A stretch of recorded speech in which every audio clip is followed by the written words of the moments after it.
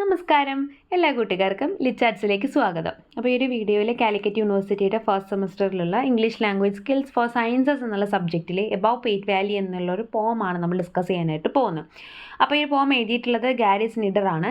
അപ്പോൾ ഈ ഒരു വർക്ക് നോക്കുന്ന സമയത്ത് നമുക്ക് ഓൾറെഡി നമ്മൾ ലൈൻ ബൈ ലൈൻ എക്സ്പ്ലനേഷൻ ആണ് ചെയ്യാനായിട്ട് പോകുന്നത്. അപ്പോൾ ജസ്റ്റ് ഫസ്റ്റ് നമുക്ക് ഇതിൻ്റെ ടൈറ്റിലിനെ നോക്കാം. നമ്മൾ ഏതൊരു ചാപ്റ്റർ പഠിക്കുമ്പോൾ അതിൻ്റെ ടൈറ്റിൽ എന്താണെന്ന് കറക്റ്റായിട്ട് അറിഞ്ഞിട്ടുണ്ടെങ്കിൽ നമുക്ക് ആ ടൈറ്റിലും അതിൻ്റെ കോണ്ടൻറ്റും കൂടി നമുക്ക് റിലേറ്റ് ചെയ്ത് പഠിക്കാനായിട്ട് സാധിക്കും. അപ്പോൾ നമ്മൾ എക്സാമിനാണെന്നുണ്ടെങ്കിലും എവിടെയാണെന്നുണ്ടെങ്കിലും നമുക്ക് ജസ്റ്റ് ആ ടൈറ്റിൽ കണ്ടാൽ തന്നെ അതിൻ്റെ ഉള്ളിലെ കണ്ടൻറ്റ് എന്താണെന്നുള്ളത് നമുക്ക് ഓർത്തെടുത്ത് എഴുതാനും അതേപോലെ തന്നെ ഭാവിയിൽ യൂസ് ചെയ്യാനൊക്കെ ആയിട്ട് നമ്മൾക്ക് വളരെ ഹെൽപ്ഫുൾ ആയിട്ടുള്ളൊരു കാര്യമാണ് നമ്മൾ അതിൻ്റെ ടൈറ്റിൽ എന്താണെന്ന് പഠിച്ചു വയ്ക്കുക എന്നുള്ളത്. അപ്പോൾ നമ്മൾ എബവ് പെയ്റ്റ് വാലി എന്നാണ് പറയുന്നത്. അപ്പോൾ എന്താണ് ഈ പെയ്റ്റ് വാലി? അപ്പോൾ നമുക്ക് വാലി എന്ന് പറഞ്ഞാൽ നമുക്കറിയാം എന്താണ്, താഴ്വരയാണ്. അപ്പോൾ ഈ പെയ്റ്റ് വാലി എന്ന് പറയുന്നത് യുഎസിലെ കാലിഫോർണിയയിലുള്ള ഒരു പെർട്ടിക്കുലർ സ്പോട്ടാണ് കേട്ടോ. യോസ്മൈറ്റ് നാഷണൽ പാർക്ക് എന്ന് പറയുന്ന നാഷണൽ പാർക്കിലുള്ള ഒരു താഴ്വരയാണ് നമ്മൾ പെയ്റ്റ് വാലി എന്നുള്ളത് കൊണ്ട് ഉദ്ദേശിക്കുന്നത്. ഒരുപാട് ഫേമസ് ആയിട്ടുള്ള സ്ഥലമാണ്. അപ്പോൾ എബവ് പെയ്റ്റ് വാലി എന്നുള്ളതുകൊണ്ട് ഉദ്ദേശിക്കുന്നത് ആ ഒരു പെയ്റ്റ് വാലിയുടെയും അപ്പുറത്തേക്ക്, അല്ലെങ്കിൽ അതിൻ്റെ എബവ് ആയിട്ട് വരുന്ന, അല്ലെങ്കിൽ അതിൻ്റെ മുകളിലായിട്ട് വരുന്ന എന്നുള്ളൊരു മീനിങ്ങിലാണ് ടൈറ്റിൽ വരുന്നത്. അപ്പോൾ നമുക്ക് ആ ഒരു ടൈറ്റിൽ കാണുമ്പോൾ തന്നെ നമുക്കറിയാം എന്തോ നേച്ചർ റിലേറ്റഡ് ആയിട്ടുള്ള എന്തൊരു കാര്യമാണ് ഇതിനകത്ത് പറയാൻ പോകുന്നത്. അപ്പോൾ തീർച്ചയായിട്ടും ഈ ഒരു ചാപ്റ്ററിൽ അത് തന്നെയാണ് പറയുന്നത്. മനുഷ്യനും അതേപോലെ തന്നെ എന്താ പറയുക, നേച്ചറും തമ്മിലുള്ള ഒരു റിലേഷൻഷിപ്പ്, അല്ലെങ്കിൽ മനുഷ്യൻ്റെ അല്ലെങ്കിൽ ഹ്യൂമൻ ആക്ടിവിറ്റീസും നേച്ചറും തമ്മിലുള്ള ഇൻ്റർസെക്ഷൻ ഒക്കെയാണ് നമ്മൾ ഇതിനകത്ത് കാണാനായിട്ട് സാധിക്കുന്നത്. അതേപോലെ തന്നെ ഹ്യൂമൻ ആക്ടിവിറ്റിയുടെ അല്ലെങ്കിൽ മനുഷ്യന്മാരുടെ ഒരു ജീവിതത്തിൻ്റെ ഒരു കണ്ടിന്യൂറ്റി. അപ്പോൾ ഏതൊരു ലാൻഡിലാണെന്നുണ്ടെങ്കിലും അവിടെ മനുഷ്യന്മാരുടെ ഒരു കരസ്പർശം അല്ലെങ്കിൽ അവരുടെ ഒരു ജീവിതം എന്ന് പറയുന്നത് അതവിടെ കണ്ടിന്യൂ ചെയ്തുകൊണ്ടിരിക്കും. അതിപ്പോൾ ഒരു തലമുറ അവിടെ അവസാനിച്ചിട്ടുണ്ടെന്നുണ്ടെങ്കിൽ ഒരുപാട് വർഷങ്ങൾ കഴിഞ്ഞിട്ടായിരിക്കും ചിലപ്പോൾ മറ്റൊരു തലമുറ ആ ഒരു ഏരിയയിലേക്ക് പ്രവേശിക്കുന്നുണ്ടാവാം. എന്നാലും അവിടെ എന്തുണ്ടായിരിക്കും പറയുന്നത്, അവർ ടൈം പാസ് ചെയ്തിട്ടുണ്ടായിരിക്കും, അവിടെ ജീവിച്ച മനുഷ്യന്മാരില്ലാതായിട്ടുണ്ടായിരിക്കും, അവരുണ്ടാക്കി വെച്ച കാര്യങ്ങൾ അവിടെ ഇല്ലാതായിട്ടുണ്ടായിരിക്കും. എന്തൊക്കെയാണെങ്കിലും അതിൻ്റെയൊക്കെ ഒരു ബാക്കി പത്രം പോലെ എന്തെങ്കിലുമൊക്കെ കാര്യങ്ങൾ ആ ഒരു ഭൂമിയിൽ അല്ലെങ്കിൽ ആ ഒരു പ്രദേശത്ത് ഒരു അവശേഷിപ്പുകൾ പോലെ അവിടെ ബാക്കി കിടക്കുന്നുണ്ടാവും. ഭാവിയിൽ ഒരുപാട് വർഷങ്ങൾക്ക് ശേഷം അവിടേക്ക് വരുന്ന മനുഷ്യന്മാർക്ക് അല്ലെങ്കിൽ ജീവജാലങ്ങൾക്ക് ആ ഒരു തിരിച്ചറിവ് കിട്ടാൻ വേണ്ടി ഇവിടെ മുന്നേ ഇങ്ങനെ കുറച്ച് ആളുകൾ ജീവിച്ചിട്ടുണ്ടായിരുന്നു എന്നുള്ള ഒരു കണ്ടിന്യൂറ്റി കിട്ടാൻ വേണ്ടി, അല്ലെങ്കിൽ ആ ഒരു ടൈം പാസ് ചെയ്ത് പോയിട്ടുണ്ടെങ്കിലും അതിൻ്റെയൊക്കെ ഒരു അവശേഷിപ്പ് അവിടെ നിലനിർത്തുന്ന രീതിക്കുള്ള എന്തെങ്കിലുമൊക്കെ കാര്യങ്ങൾ അവിടെ പ്രകൃതി നമുക്കുമായിട്ട് മാറ്റി വെച്ചിട്ടുണ്ടായിരിക്കും. ഇത്രയും കാര്യങ്ങളൊക്കെ നമുക്ക് ഈ ഒരു കവിത വായിച്ച് തീരുന്ന സമയത്ത് അല്ലെങ്കിൽ ഇത് എക്സ്പ്ലെയിൻ ചെയ്ത് തീരുന്ന സമയത്ത് നമുക്ക് ക്ലിയർ ആയിട്ട് മനസ്സിലാക്കാനായിട്ട് സാധിക്കും. അപ്പോൾ ടൈറ്റിൽ എന്താണെന്നുള്ളതും അത് എന്തുകൊണ്ടാണ് അങ്ങനെ ഇട്ടിരിക്കുന്നത് എന്നുള്ളത് നമ്മൾ ജസ്റ്റ് ഒന്ന് അറിഞ്ഞു വയ്ക്കുക. ഒരു നേച്ചറും ഹ്യൂമൻ ബീങ്സിൻ്റെ ആക്ടിവിറ്റീസ് അല്ലെങ്കിൽ ഹ്യൂമൻ ബീങ്സും നേച്ചറും തമ്മിലുള്ള റിലേഷനാണ് ഇവിടെ കാണിക്കുന്നത്. അപ്പോൾ അതുകൊണ്ട് തന്നെയാണ് ഒരു പെയ്റ്റ് വാലി എന്നുള്ള നാച്ചുറൽ ആയിട്ടുള്ള ഒരു സ്പോട്ടിൻ്റെ ഹെഡിങ് വെച്ചുകൊണ്ട് അല്ലെങ്കിൽ ടൈറ്റിൽ തന്നെ അങ്ങനത്തെ ഒരു വേർഡ് വെച്ചുകൊണ്ട് ആ ഒരു ടൈറ്റിൽ ഫോം ചെയ്തിട്ടുള്ളത് എന്നൊക്കെ ഒന്ന് ഓർക്കാനായിട്ട് ശ്രദ്ധിക്കുക കേട്ടോ. അപ്പോൾ നമ്മൾ ഇനി അതിൻ്റെ ലൈൻ ബൈ ലൈൻ എക്സ്പ്ലനേഷനിലോട്ട് പോവുകയാണ്. അപ്പോൾ ഇതൊരു സഞ്ചാരിയുടെ ഒരു പോയിന്റ് ഓഫ് വ്യൂവിൽ കാണാനായിട്ട് ശ്രദ്ധിക്കുക കേട്ടോ. കുറച്ച് ആളുകൾ ഇതുപോലെ കുറച്ച് സ്ഥലങ്ങൾ കാണാൻ വേണ്ടിയിട്ട് ഒരുപാട് എന്താ പറയുക, കുറച്ച് റിമോട്ടായിട്ടുള്ള ഏരിയയിലേക്ക്, ഒരുപാട് ദൂരത്തുള്ള കുറച്ച് സ്ഥലങ്ങളിലേക്ക് ഇങ്ങനെ കണ്ട് എക്സ്പ്ലോർ ചെയ്ത് പോകുന്ന ആ ഒരു സീനറി നമ്മൾ മനസ്സിൽ ഇമാജിൻ ചെയ്തുകൊണ്ട് അവരുടെ പോയിന്റ് ഓഫ് വ്യൂവിൽ ഈ കവിത വായിക്കാനായിട്ട് ശ്രദ്ധിക്കുക കേട്ടോ. We finished clearing the last section of trail by noon. Trail എന്നുള്ളതുകൊണ്ട് ഉദ്ദേശിക്കുന്നത് വഴി എന്നുള്ളൊരു മീനിങ്ങിൽ നിങ്ങൾ എടുത്താൽ മതി. അതായത് ഇവിടെ നമ്മൾ പറയുകയാണ് വി എന്ന് പറയുന്നത് ആ ഒരു സഞ്ചാരികളായി യാത്ര ചെയ്യുന്ന വ്യക്തികളെയാണ്, നമ്മുടെ സ്പീക്കർ ഉൾപ്പെടുന്ന ആ ഒരു ഗ്രൂപ്പിനെയാണ്. We finished clearing the last section of trail by noon. ഉച്ചയാകുമ്പോഴേക്കും ആ ഒരു എന്താ പറയുക, മൊത്തം ആ ഒരു കാടിൻ്റെ അല്ലെങ്കിൽ ആ ഒരു സെക്ഷൻ ഞങ്ങളുടെ വഴിയിലുണ്ടായിരുന്ന സംഭവങ്ങൾ, മിക്കവാറും ചെടികൾ, കുറ്റിച്ചെടികളോ വള്ളിപ്പടർപ്പുകളോ കാര്യങ്ങളൊക്കെ ഉണ്ടായിരിക്കും. അത്ര നല്ല വഴിയുള്ള സ്ഥലത്ത് കൂടെ എന്നല്ല അവർ പോകുന്നത്. അവർ സ്വയമേവ എന്ത് ചെയ്യുകയാണ്, പുതിയ വഴി വെട്ടിത്തെളിച്ച് പുതിയൊരു സ്ഥലത്തേക്ക് അവരിങ്ങനെ പോയിക്കൊണ്ടിരിക്കുകയാണ്.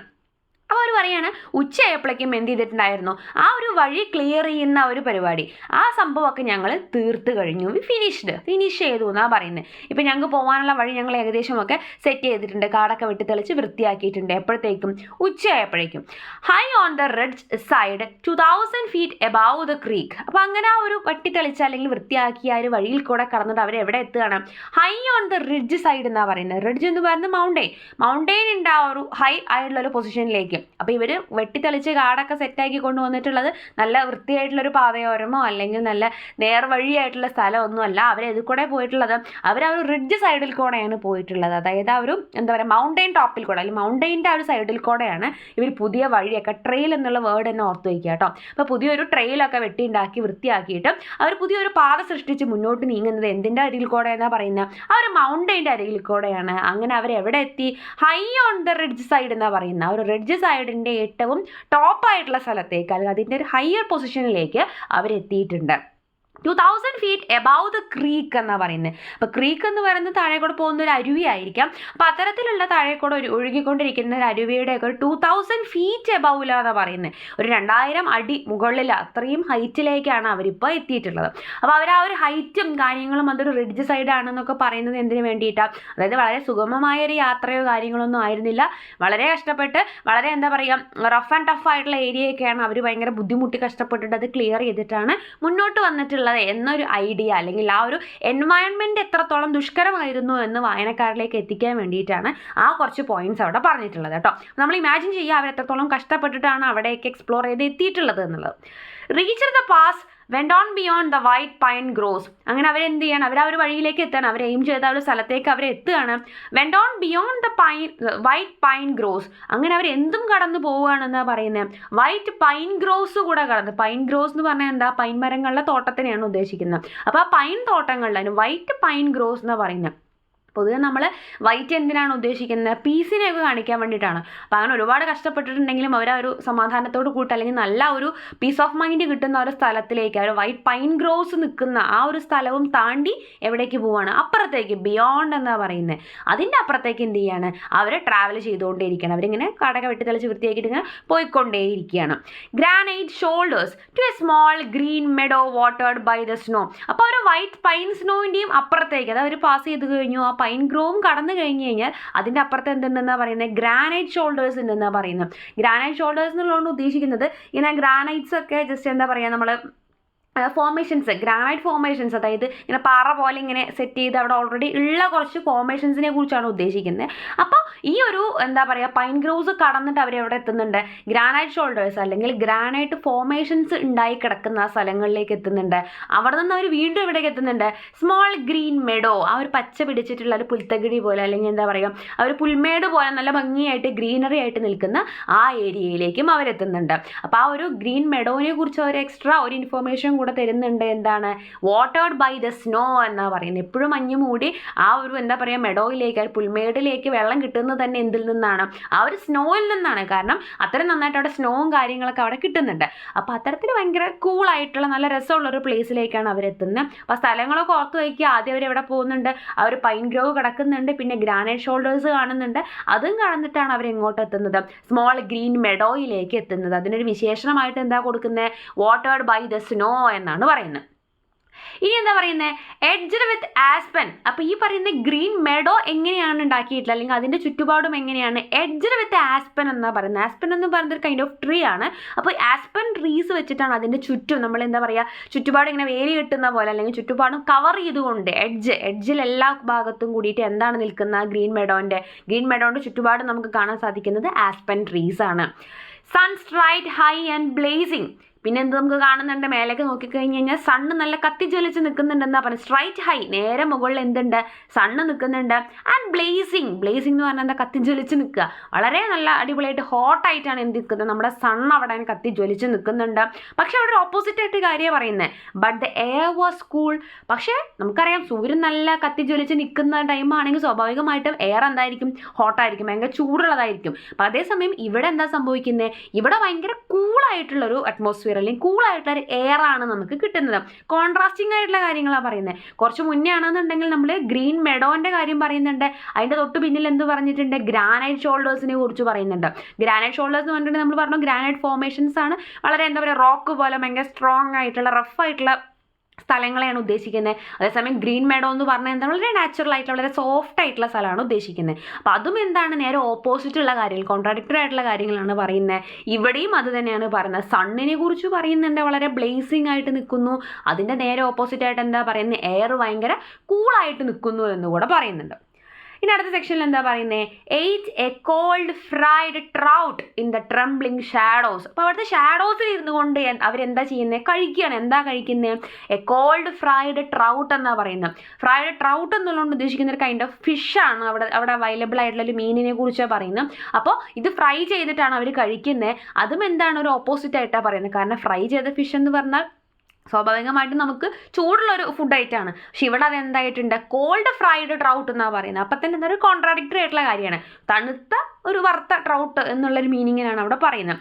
അപ്പോൾ അവരവിടെ കഴിക്കാൻ വേണ്ടിയിട്ട് ഇരിക്കുകയാണ്. അങ്ങനെ അവർ ട്രൗട്ടൊക്കെ ഫ്രൈ ചെയ്തത് അവർ കഴിക്കുന്നുണ്ട്. അപ്പോൾ അതുകൊണ്ട് എന്താ ഉദ്ദേശിക്കുന്നത്, ഇത്രയും നേരം നല്ല കഷ്ടപ്പെട്ട് കഠിനാധ്വാനം ചെയ്ത് അവരൊരു പർട്ടിക്കുലർ സ്ഥലത്ത് എത്തിയിട്ടുണ്ട്. ഇപ്പോൾ അവരെന്താ മെഡോയിലൊക്കെ എത്തിയിട്ടുണ്ട്. ഇനി എന്താണ് കുറച്ച് നേരം റെസ്റ്റ് ചെയ്യാം, അല്ലെങ്കിൽ റിലാക്സ് ചെയ്യാം, എന്നിട്ട് ഫുഡൊക്കെ കഴിച്ചൊന്ന് എൻജോയ് ചെയ്യാം എന്നുള്ള രീതിയിൽ അവർ ഫുഡ് കഴിക്കാനായിട്ട് ഇരിക്കുന്നുണ്ട്. I spied A glitter. ആ സമയത്താണ് ഒരു തിളക്കം, ഒരു മിന്നൽ പോലെ എന്തോ ഒരു സംഭവം അങ്ങനെ അദ്ദേഹം കാണുന്നുണ്ട്. And found A flake black volcanic glass. അപ്പോൾ എന്തായിരുന്നു ആ ഗ്ലിറ്റർ, ആ തിളക്കം എന്തായിരുന്നു? ഒരു ഫ്ലേക്ക്, ഒരു ചീള് എന്നൊക്കെ പറയില്ലേ, ചീന്തി പോകുന്ന പോലത്തെ ചെറിയൊരു നീളത്തിലുള്ള കഷ്ണം എന്നൊക്കെ പറയില്ലേ, അതുപോലെ എന്തോ ഒരു സാധനം തിളങ്ങുകയാണ്. അതെന്താണ്? ബ്ലാക്ക് വോൾക്കാനിക് ഗ്ലാസ് ആണ്. വോൾക്കാനിക് ഗ്ലാസ് ആണ്. വോൾക്കാനിക് ഗ്ലാസ് എന്ന് പറഞ്ഞിട്ടുണ്ടെങ്കിൽ അതിനുള്ള വേറൊരു വേർഡാണ് അവിടെ പറയുന്നത്, ഒബ്സിഡിയൻ എന്ന് പറയുന്നുണ്ട്.